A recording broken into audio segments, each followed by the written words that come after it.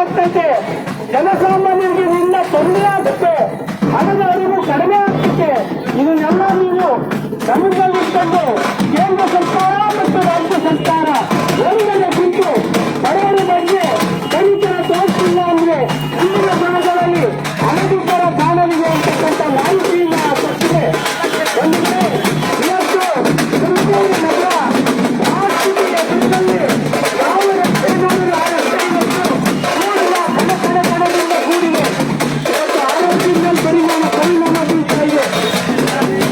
ಇವತ್ತು ಆರೋಗ್ಯದ ಪರಿಣಾಮ ಬೀಳ್ತಾ ಇದೆ. ಅದೇ ರೀತಿ ಯಾವುದರ ಒಂದು ರಸ್ತೆ ಯಾವುದರ ತುಮಕೂರು ನಗರದಲ್ಲಿ ಕಳೆದ 2 ವರ್ಷದಿಂದ ಕಾಮಗಾರಿ ನಡೆಸಿದ್ರು. ಯಾವುದೇ ಒಂದು ರಸ್ತೆ ಒಂದು ಇವತ್ತು ಕಾರ್ಯನಿರ್ಮಾಣ ಆಗಿಲ್ಲ.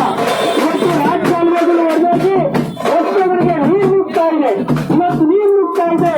ಇಲ್ಲ ಆಡಳಿತ ಇವತ್ತು ಏನ್ MLA MP ಅವರು ನಮ್ಗೇನು ಆಗಿದೆಯೋ ನಂಗೆ ಕಣ್ಣು ಮುಚ್ಕೊಂಡು ಕುಂತಿದ್ದಾರೆ.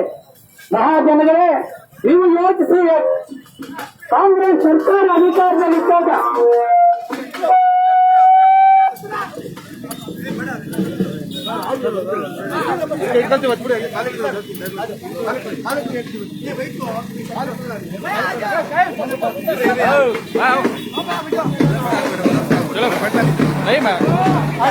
चलो